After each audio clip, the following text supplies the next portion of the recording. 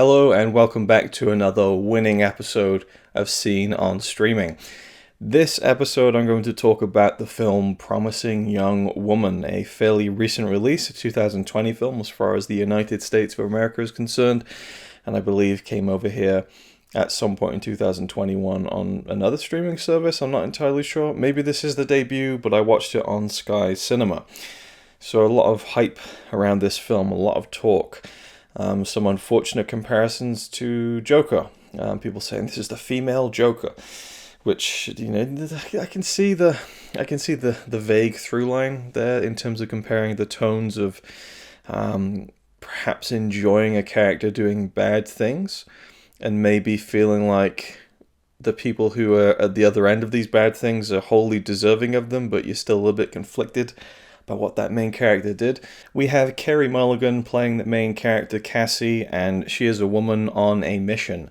So I didn't really know anything about this film. Honestly, I just knew there was a lot of buzz around it. A lot of the women who I follow on Twitter are very excited about the film, have seen it multiple times, and are very much, on the hugely positive side of supporting it. And so I had this kind of base awareness that people are really into this film.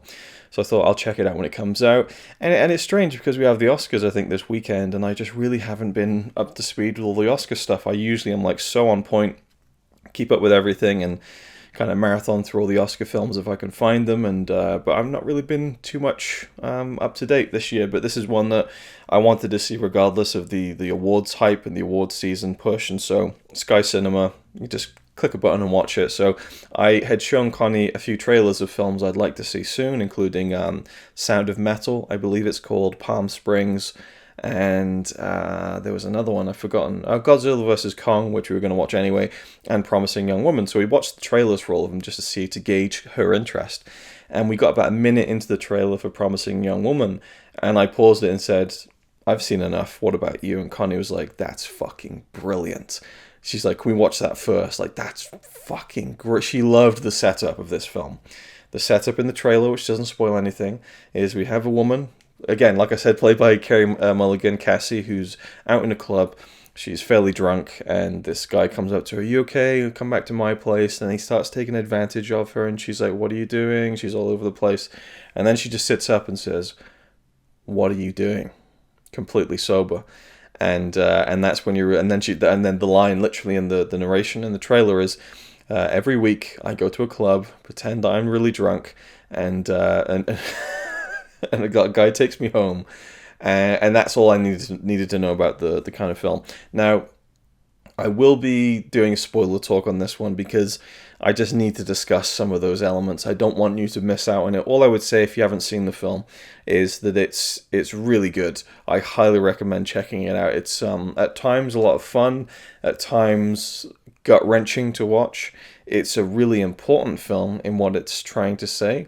And I don't think it's it's completely perfect all around, but it's a damn good film that really needs to be seen by pretty much everyone, I would say. So go and watch Promising Young Woman. Now, there is definitely the feeling from the trailer that she is this psychopath. Well, that's the thing, is she a psychopath? But she's a woman who's on a revenge run, basically, and that she might be doing really bad things to these men, which, I would be on the camp of they would deserve a little bit of physical comeuppance. And I really don't feel like violence is the answer to anything. But I would certainly enjoy, in a fictional arena, a movie in which a woman just goes to town on some guys who are trying to take advantage of her in that kind of way. And Connie ultimately was disappointed by the film, because what Cassie does is she just puts people in their place.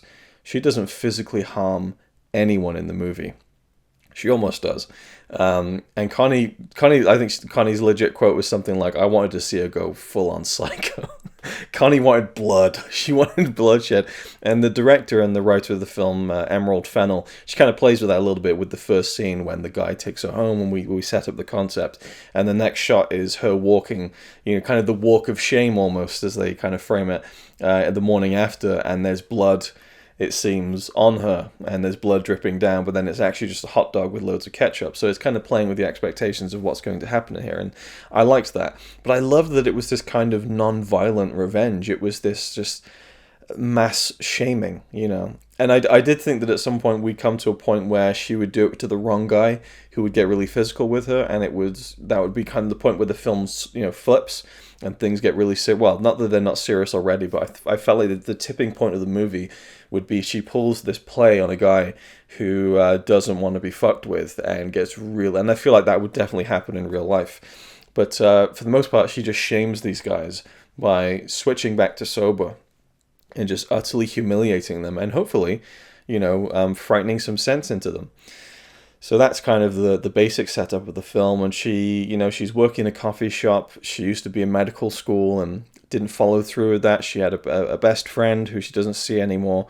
And we later find out that she is no longer around, and that there was an incident in which her friend, Nina, I think, was, you know, raped, basically. There's no other way to say it. She was raped, and the guy who did it got off free, you know, and she just, her life spiraled. I like how they didn't go into any detail about what happened exactly, but we know that it ruined her life and that she is no longer alive. That's enough, you know, and it's, you know, you feel the weight of it through Cassie's, you know, clear that it's affected us to the point where she's doing this crazy stuff. And it is this kind of vigilante, kind of seeking your own justice that, you know, I don't want to say it's morally questionable, because I have no problem with someone doing that, but you kind of wonder, what is it costing herself, because she's clearly not moving on with her life. And that's a great midpoint of the film, where she comes to a point where she lets it go. And she meets someone, and she kind of falls in love. This guy, played by Bo Burnham, who I'm most familiar with as a Vine star. I think that he was very popular on Vine back in the day. And then he made 8th Grade, I'm pretty sure. He wrote and directed that film, which is a brilliant film. I love that. And he's a very funny guy. Not my kind of cup of tea, you know, for the most part. But you know, he does have a particular comedic effect, and so I think it was interesting to cast him in this role, because he is this guy who's very likable, and you know, he kind of I love how, you know, the director Emerald Fennell, she played around with some of the expectations, because you start the film with Cassie going out and pulling this thing on these guys who are just really grimy pieces of shit. And then she meets this guy who's really nice, and he wants to take her out for a date, and she's not in the headspace for that, because she's doing this stuff with these other guys. And, you know, it's almost like she's now trained into herself that all guys are like this. And so she meets this guy, and, you know, she's very resistant, but he wears her down in a nice kind of way. And so they go on a date, and it's going really well, and she's letting her guard down a bit. And then he says, oh, we're outside my apartment. What a coincidence. Do you want to come inside? And it ruins the whole bubble. It bursts the bubble for her, because it's like, now she's reminded of the ugly side of men, and he kind of fucks it up. But then later on, you know, she kind of sees sense, and she goes back to him, and they start having this great relationship, and he's really funny and likable. And then they kind of twist you in the gut, because it's this kind of thing where they present him as such a nice person, and then you find out that he was kind of involved in the rape. He was there as it happened, and kind of finding it funny. And I think it's so interesting, because I think that I don't want to say he's the most interesting character, because there's so much going on with Cassie, but the Bo Burnham character is such a great character, because there's so many layers to that performance, and to the way that character works within the story as a potential love interest for Cassie, and how that changes towards the end. And I didn't really see it coming, even though it's clear that when he's introduced into the movie, it's because he recognizes her from med school. So obviously he was a part of that whole crowd in which the incident took place, and so he had some, you know, link to it perhaps. And I just didn't see it coming. So one of the things I didn't like about the film was the video.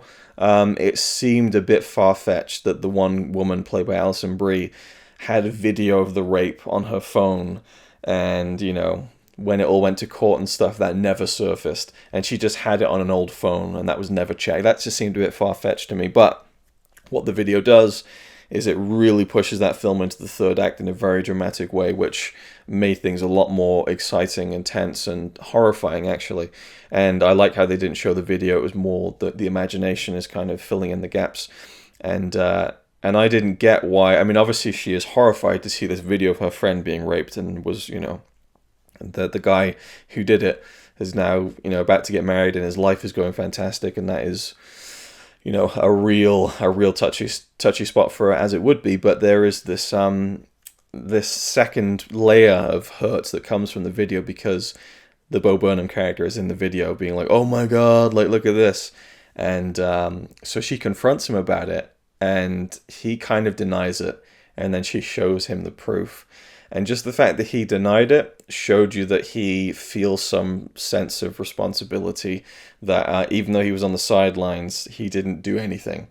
And so that's really interesting to me, because I've been in a situation that is nothing like this one, but I have been in a situation where friends of mine have been aggravating other people, in a kind of, I would say, bullying, and I found it funny, and I sat there and laughed when I was a kid, and I feel like that was a shitty thing to do, and I should have stepped in and said something and had the balls to do that. But at the same time, I found it funny. And you get kind of trained into those mentalities by the way that people in school are and everything, and that kind of peer pressure to kind of find the same things funny, I think. And that it's a very loaded psychological thing. But when it comes to something like this, and this woman is out of it drunk and they're having sex with her, I mean, that is something that is unforgivable to stand by and watch. Even if you were a kid in your 20s, or even if you're in your late teens, I think that's something you can't come back from. And but the way that he reacted, and there's this sense of like, can you forgive someone for that? And if he had been forthcoming about that and his part in that whole thing, would she have forgiven him or not? And I don't think she would have, because she's so in that zone of revenge, throughout the whole film, the whole story. But it just makes you think about, maybe if he'd been a bit more honest and a bit more accepting of his part to play in that, which was, something where he could have stepped in and stopped, perhaps. But then later on, the police turn up after Cassie has gone missing, and they ask him if he knew anything about where she had gone, and he said that he didn't. And you can tell that he is thinking about it, but he ultimately decides not to. And so you have this character who seemed like such a nice guy, and ultimately he was completely selfish in a very grimy, horrible way. And it's and to cast someone so kind of affable and likable and funny in that role, I think was kind of a genius stroke, because you're not really expecting it. At least I wasn't. So there are things in the film you can predict, like when their relationship is going really well, I thought, oh, clearly this is all going to go to shit, and that's what the third act is going to be propelled forward by, and that was exactly what happened. But the twist of him being in that video and having that kind of part to play on the sidelines, well, not even on the sidelines, but actively, not doing anything to stop that thing from happening, I think, surprised me, and was like, oh shit, I did not think about that, and it makes so much sense. I loved all the ways in which she was getting revenge on people, and all the scenarios that she was setting up that seemed so much more sinister than they actually were. Like with Alison Brie, when she gets her blind drunk and then she gives the guy the key to the room and says, there you go, take her. And you think, holy shit, she's got someone to like rape this woman. But no, she gets a guy to take her up to the room and make it seem like he slept with her. And, you get these brilliant kind of, plans that she concocts, which you're not privy to until the right moment. And Alfred Molina pops up for a very interesting performance as the lawyer who kind of got the guy off the case, but he has been destroyed by the guilt. And that was a really powerful scene when Cassie just says, I forgive you. It's like she wasn't out for blood, she was out for recognition.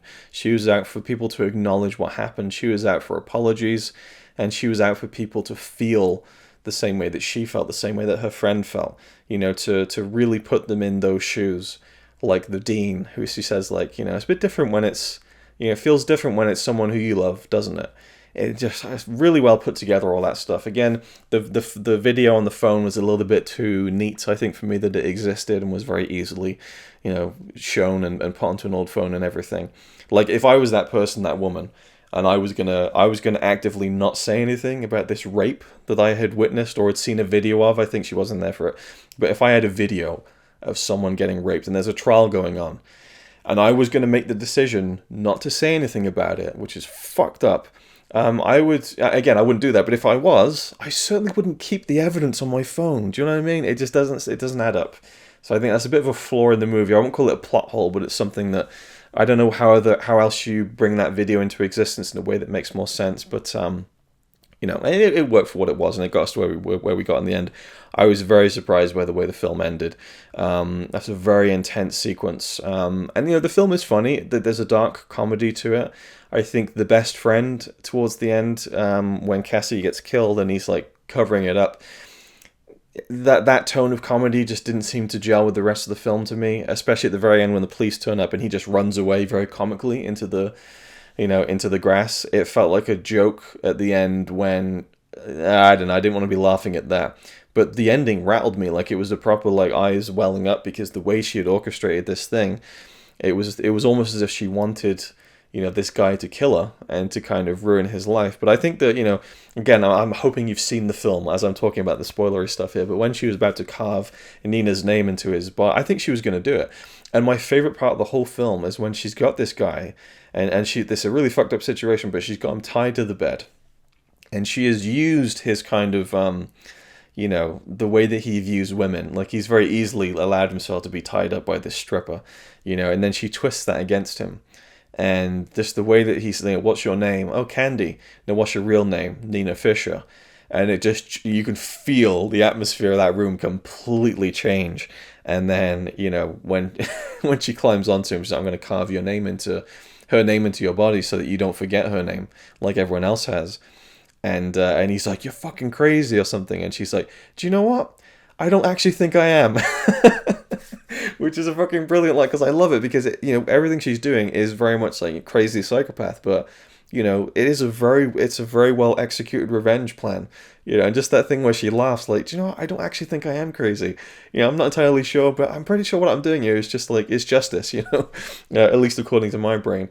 But of course, he breaks free and smothers her in a very uncomfortable scene. They play out for a very long time. Apparently the director had asked a family friend who was in the police force how long would it take to smother someone, and that's how long she draws it out.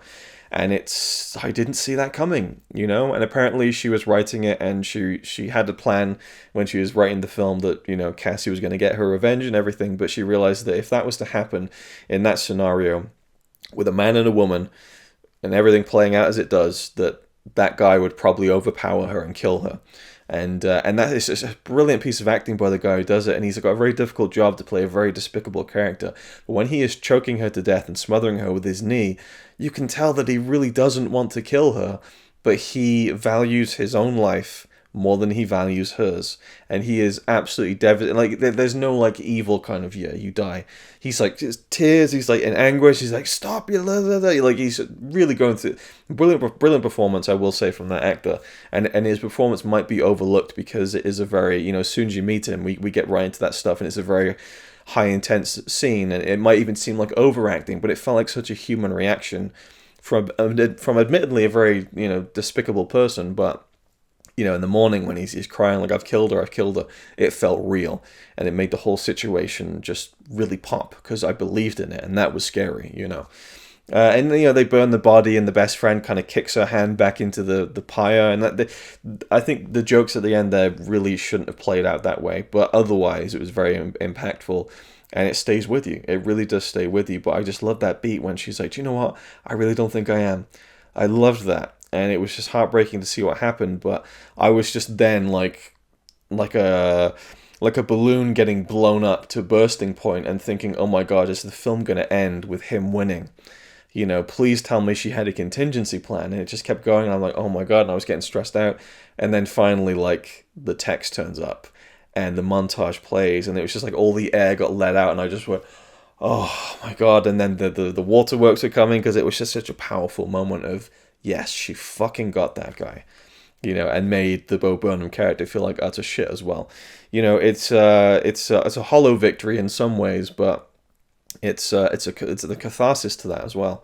And I just think it's an important film for guys to watch. You know, people who might be going down that slippery slope of treating women that way, because it happens so much. And I don't know. I feel like the film has the power to change people's perspectives on certain things, and I think that there might be some men out there, some young men in particular, who might watch the film and maybe it'll make them rethink things. And hey, even if it is from a point of view of, oh, I really shouldn't, you know, be, you know, doing any of that kind of stuff because it might turn around and bite me in the ass and ruin my entire life, then so be it. So, you know, that shouldn't be going through their minds. But if there's anything that the film can do, I think that it can, because it's the promising young woman. It comes from the I forget the guy's name now. He doesn't even deserve to be fucking name checked. But there's a Brock something, I don't know, when he, you know, raped that woman in the college, wherever it was, and you know, the judge or whoever it was in the trial was saying, well, you know, very promising young man, you know, how can we judge him, the future of his whole life based on 20 minutes of a mistake, you know, was it 15, 20? I don't know all the full details of that case, so I feel almost, you know, hesitant to bring it up, but that was that fucking boils your blood, that whole stuff. And I can only assume that that is linked to the promising young woman. And that kind of plays into the expectations of just adults, I think, and especially women, in terms of like where they are with their careers and stuff. And, you know, the parents are very concerned that she's still living at home and stuff. And she's been through this trauma with her friend, you know. You think they take that into account and stuff. But yeah, promising young. There's a very loaded title. There's a few meanings behind that, I think, and yeah, this is one I'll go back to with caution. It's a lot to go through this film, but I think that it's and it entertains you, and I think that's a really good thing to do. I think that to take a very serious subject matter, which this film is loaded with, and to play it with humor at times, can be really effective because the audience lets their guard down, and then bang, you catch them with something that really makes them think and really has an impact. I think Tarantino is particularly good at that, but he leans more into the comedy a lot more than you probably maybe should to really send a message. And I think Spike Lee did it brilliantly with Black Klansman a couple of years ago, where super entertaining film about super dark racist fucks, and by the end of it, it fucking rattles you, even though it's a very funny and entertaining film. You let your guard down just enough that bang, it hits you in the face. And I think that that's a really effective storytelling method and a really effective way to send a message while also telling an entertaining story, and a film that really stays with you, I think. So Carey Mulligan, goes without saying, gives a great performance. The cast in general is very good. So I would highly recommend it, but at this point, you've already seen the film, haven't you? I've talked about all the spoilery stuff, so there we go. Promising Young Woman. I really, really enjoyed this film, as much as you can enjoy a film like this. It's a gripping story, and you know, I think that, yeah, a few things here and there. You know, the best friend character at the end was just a bit too comedic for my liking, and maybe even a bit too willing to be complicit in covering up that murder, you know, just like, oh, well, you know, no, it was just a mistake, like he switches so quick. Like, I would have liked maybe a minute of just that best friend character, like, really adjusting to the gravity of it and panicking a little bit, and then, okay, no, it was an accident, right? Was it, you know, I don't know, he seemed so willing to snap right into that, like, let's cover up this murder and burn the body, like, you know, and that's where the character, like the Bo Burnham character, felt so believable to me in that sense, where I saw different colors of his personality, and I didn't feel like he was an evil person, but I certainly saw that side of him that was very selfish and, you know, ugly, I think, towards the end. But you get the whole spectrum, whereas this best friend character comes out of nowhere, first time you see him, and he's this very stereotypical dickhead kind of guy.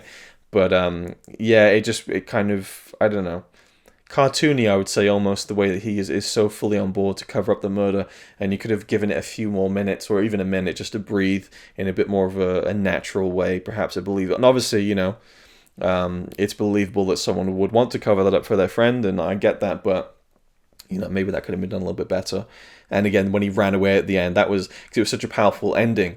And then he runs off, and Connie was laughing, and I was like, yeah, I don't know if that's the best place for a gag, you know, where he kind of runs off into the grass, you know. I think it would have been more effective just to have a close up on him, maybe just like, holy fuck, like I'm going to get done here, you know. That would be more satisfying to me, perhaps, than seeing him just run away like a cow. You know, he's going to get caught eventually, but it's almost like I don't know, we're robbed of the satisfaction of seeing that best friend character really, you know, see it on his face. He knows he's fucked and he's caught, you know.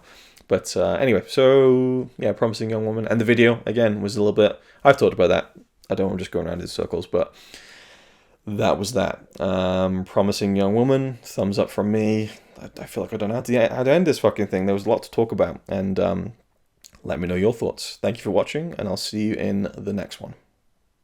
It's alright by me. Apart from the fact he throws cans of Carlin into a tree. Yeah, he's really cool. Yeah, he's really cool. But he's not quite as cool as you. 'Cause